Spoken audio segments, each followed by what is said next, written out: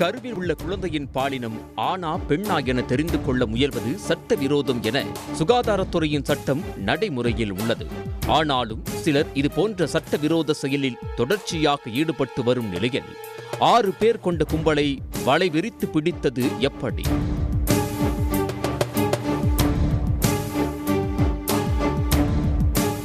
கடலூர் மற்றும் கள்ளக்குறிச்சி மாவட்டங்களில் கருவில் இருக்கும் குழந்தை ஆணா பெண்ணா என பாலினத்தை கண்டறிந்து தம்பதிகளுக்கு சொல்லும் கும்பல் ஒன்று தொடர் குற்றச்சம்பவங்களில் ஈடுபட்டு வருவதாகவும், காரிலேயே பாலினம் கண்டறியும் ஸ்கேனர் கருவியை வைத்துக் கொண்டு கர்ப்பிணி பெண்களை சோதித்து குழந்தைகளின் பாலினத்தை தெரிவித்து வருவதாக சென்னை மருத்துவ மற்றும் ஊரக நலப்பணிகள் இயக்குநருக்கு ரகசிய தகவல் கிடைக்கப் பெற்றது.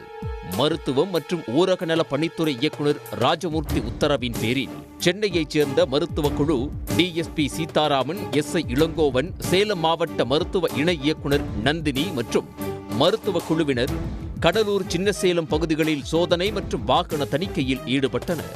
அப்போது சின்னசேலம் பகுதியில் கார் ஒன்றில் கர்ப்பிணி பெண்ணை ஏற்றிக்கொண்டு கருவில் உள்ள குழந்தையின் பாலினத்தை கண்டறியும் சோதனையில் ஈடுபட்டு வருவதாக சிறப்பு குழுவினருக்கு தகவல் கிடைத்துள்ளது.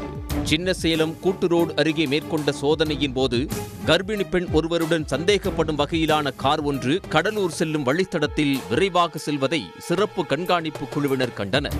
சந்தேகத்தின் பேரில் குறிப்பிட்ட காரை பின்தொடர்ந்து விரட்டிச் சென்றனர். ஆனால் அந்த காரை ஓட்டுநர் நிறுத்தாமல் தொடர்ந்து தப்பித்துச் செல்லவே சிறப்பு குழுவினரும் விடாமல் பின்தொடர்ந்து விரட்டிச் சென்றனர். 55 கிலோமீட்டர் வரை விரட்டிச் சென்ற பின்னர் வேப்பூர் ஆவட்டி கிராமத்தில் உள்ள வீடு ஒன்றுக்கு அந்த காரில் உள்ள நபர்கள் கர்ப்பிணி பெண்ணை அழைத்துச் சென்றனர். அதே வீட்டிற்குள் மற்றொரு கர்ப்பிணி பெண்ணுக்கும் பாலினம் கண்டறிதல் சோதனை மேற்கொள்ள இருந்துள்ளனர். பின்னர் அந்த வீட்டில் கர்ப்பிணி பெண்களுக்கு பாலினம் கண்டறியும் சோதனையை முடித்துவிட்டு வேப்பூர் கூட்டுரோடு வழியாக திரும்பிய அந்த காரை சிறப்பு கண்காணிப்பு குழுவினர் சுற்றி வளைத்து கையும் களவுமாக மடக்கி பிடித்தனர். காருக்குள் ஸ்கேன் கருவியுடன் இருந்த 2 பெண்கள் மற்றும் ஒரு இளைஞரை பிடித்து வேப்பூர் காவல் நிலையத்திற்கு அழைத்துச் சென்று போலீசாரிடம் ஒப்படைத்தனர்.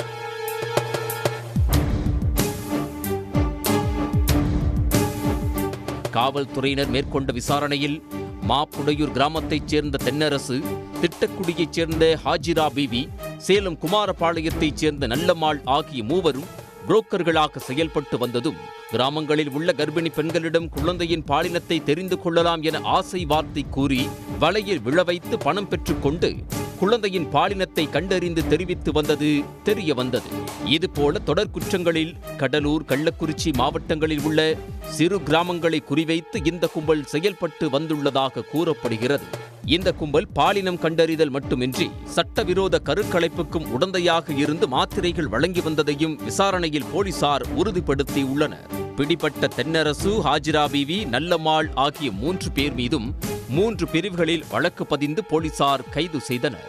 மேலும் பிடிபட்டவர்கள் கொடுத்த வாக்குமூலத்தின்படி கருவில் உள்ள குழந்தையின் பாலினத்தை சட்டவிரோதமாக கண்டறிதல் மற்றும் சட்டவிரோத கருக்கலைப்பு ஆகிய குற்றங்களுக்கு மூளையாக செயல்பட்டு வந்த முக்கிய குற்றவாளியான முருகேசன், ரமேஷ் உட்பட 3 வரை பிடிக்க காவல்துறையினர் தீவிரம் காட்டி வருகின்றனர். உடனுக்குடன் செய்திகளை தெரிந்து கொள்ள சன் நியூஸ் பெல் ஐகானை கிளிக் பண்ணுங்க.